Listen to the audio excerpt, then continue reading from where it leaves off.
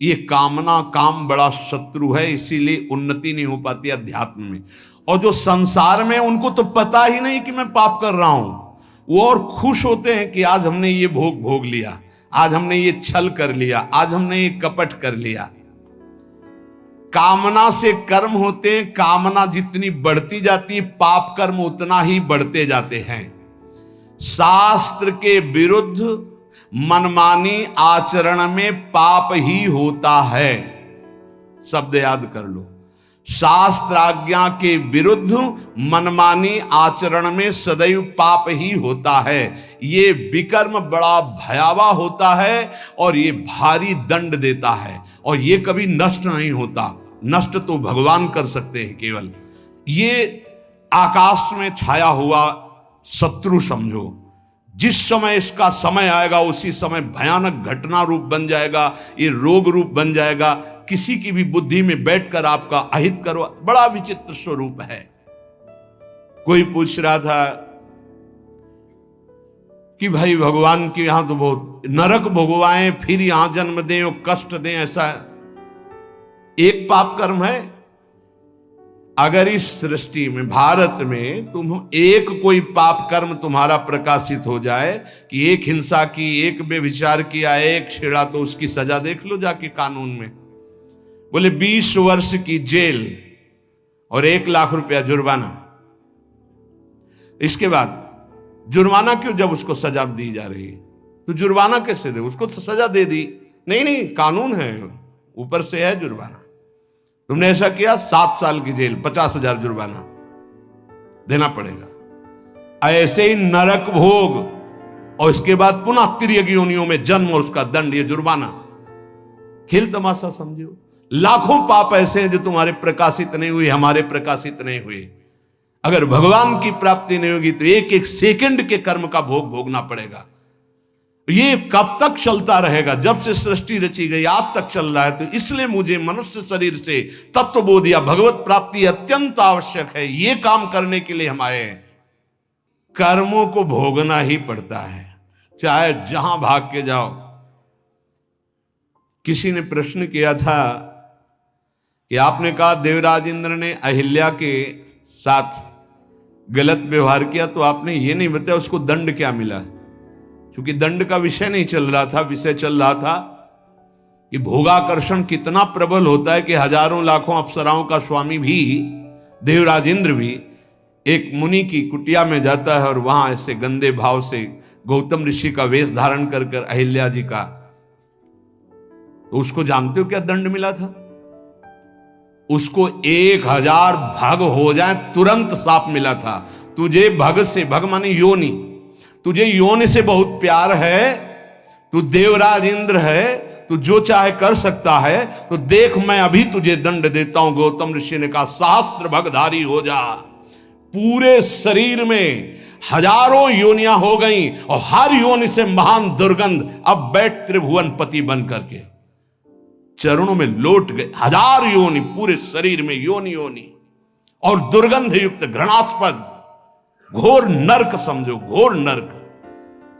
चरणों में गिर गए। महाराज त्रुटि हो गई, आप भगवत स्वरूप ऋषि हो, आप बड़े दयालु, बहुत विनय की। तब का भोग तब तक जब तक भगवान रामावतार में नहीं आते। जब श्री राम अवतार लेंगे तो उनके दर्शन के लिए ब्रह्मादि सब देवता उपस्थित होंगे, तू भी उपस्थित होगा। तब यही भग 1000 नेत्र रूप में परिणित हो जाएंगे। ये दंड मिला था। तो जानते हो सिंहासन में बैठने से शर्म आती थी और महल में रहते थे अमरावतीपुरी में, निकलना मुश्किल था क्योंकि 1000 भग खुला उनके शरीर में बने हुए थे। कर्मणों गहनो गति, गहन है कर्म की गति, भोगना पड़ेगा। एकमात्र श्री भगवान क्षमा कर सकते हैं, दूसरा कोई नहीं। आम त्वाम सर्वपापेभ्यो मोक्षयिष्यामि मा शुचा। कामना जब उपासक के अंदर होती है तो ना चाहते हुए भी उससे पाप कर्म हो जाता है। विकर्म से बचना है तो काम, कामना, वासना मन ते अति कर दूर। राधा राधा राधा, पर है बहुत कठिन, बहुत कठिन है। कामना के त्याग के बिना ये निषिद्ध कर्म, पाप कर्म, विकर्म, इससे बचा नहीं जा सकता। गहनो कर्मणो गति, कर्म की बड़ी गहन गति है। कौन सा कर्म बांधने वाला है, कौन सा कर्म मुक्त करने वाला है, इसका निर्णय करने में सब समर्थ नहीं है। जो भगवान में चित्त जोड़े हुए या स्वरूप बोध है, वही उन्हीं के द्वारा निर्णय माना जा सकता है। ये बड़े बड़े विद्वानों में भी गलती हो जाएगी निर्णय करने में। निर्णय में दो ही समर्थ हैं, या तो भगवत प्रेमी महात्मा या ब्रह्मबोध संपन्न ब्रह्म ऋषि। कर्म क्या है समझ गए? कोई भी कर्म करने के पहले जो फल आकांक्षा से प्रेरित होकर शास्त्र सम्मत किया जाता है उसे कर्म कहते हैं। अकर्म क्या है? जो तत्वबोध प्राप्त महापुरुष हैं, निर्लिप्त हैं, ममता रहित हैं, आसक्ति रहित हैं, उनके द्वारा हुआ कर्म अकर्म हो जाता है। वो फल नहीं देगा, वो बांधने वाला नहीं। विकर्म क्या है? जो कामना बढ़ी हुई मनमानी पापाचरण है उसे विकर्म कहते हैं, और ये बहुत भयावह है, ये दुर्गति का कारण है। इसी से नाना प्रकार के दुख भोगने पड़ते हैं। श्री भगवान कह रहे हैं जो कामना से कर्म होते हैं वो कामना अधिक बढ़ जाने पर केवल पाप होने लगते हैं। जैसे धन की कामना से कर्म शुरू होते हैं, फिर धन की जब ज्यादा इच्छा हो जाती तो बेईमानी, चोरी, हिंसा, छल कपट, इसके करने में कोई भय नहीं रह जाता। अकर्म हमारे कर्म हो जाए ये बहुत जरूरी है। अकर्म, उसके दो ही उपाय हैं, या तो निर्लिप्त, फलासक्ति रहित, ममता रहित, ये तो स्वरूप बोध महापुरुष में होता है। तो एक सरल उपाय है, अपने शास्त्र सम्मत कर्तव्य कर्मों को फलेच्छा का त्याग करके श्री भगवान को समर्पित कर दो। राधा राधा जपो, नहीं बहुत यहां जो भी करोगे उसका दंड मिलेगा। महाप्रभु हरिवंश चंद्र जी कहते हैं, जैसी हरिवंश नरक गति दुर्भर, यम द्वारे कटियत नक छीके। छींक दिया उसका भी है, कहां छीका, किस जगह अंगुली उठाई, किस लिए? एक एक चेष्टा का तुम्हारे कहने से थोड़ी होगा। अरे कहीं कुछ नहीं, ये बावरे लोग हैं, इनको क्या पता है। जब दंड मिलते हैं तब इनको समझ में नहीं आता कहां से मिल रहा है दंड। अजर अमर हो, अविनाशी हो, शरीर को लेकर के देहाभिमान से बात कर रहे हो, कोई भगवान नहीं, कोई नहीं। तुम्हारे आंख मूंदने से हो जाएगा क्या? इस अपराध का दंड है। ऐसे ही यहां जो पापाचरण कर रहे हो, कोई भगवान नहीं। इसका जब हिसाब आएगा तब तुम्हें पता चलेगा। करुणा निधान स्वामी ने ये जन्म तुम्हें अपनी तरफ से करुणा करके दिया है कि तुम मुक्त हो जाओ।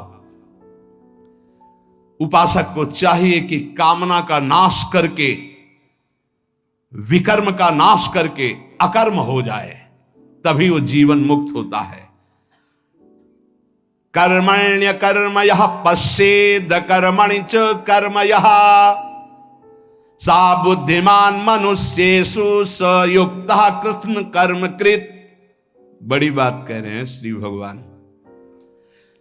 कर्मण्य कर्म यह पश्येद कर्मणि च कर्म यह, जो मनुष्य कर्म में अकर्म देखता है स्थिति, और जो अकर्म में कर्म देखता है, वो मनुष्यों में सर्वश्रेष्ठ बुद्धिमान है, वो योगी है, वो ज्ञानी है, वो संपूर्ण कर्मों को करने वाला होते हुए भी कृतकृत्य जीवन मुक्त है। ये स्थिति है। कर्मण्य अकर्म यह पश्येत, कर्म करते हुए भी अकर्म स्थिति, कर्म करते हुए भी निर्लिप्त रहना। निर्लिप्तता एक बहुत बड़ी सिद्धि है। यहां जो भी कर्म होता है लिप्त होकर होता है। मानो आधी आपकी परिक्रमा हुई, चलो अब बैठ करके पद गाते हो गए। नहीं नहीं, थोड़ा ही तो रह गया, पूरी हो जानी चाहिए। क्यों, कौन सा फल चाहिए, कौन सा फल चाहिए? नहीं, पूरी होने पर ही सिद्धि होती, फल प्राप्त होती। फल आगे रख लिया ना, लिप्त हो गए, लिप्त हो गए। ये इसी तरह सब शुभ से शुभ, बड़े से बड़े कर्म में निर्लिप्तता का मतलब है पूर्ण होना, ना होना, लाभ होना या हानि हो जाना। जय या पराजय, सुख या दुख, सुख दुखे समय कृत्वा लाभा लाभो जया जयो, ये निर्लिप्त स्थिति है। पूर्णता अपूर्णता से मतलब, कोई संकल्प नहीं, स्वाभाविक सहज ही। आगे इस श्लोक में इसका भी भगवान वर्णन करते हैं।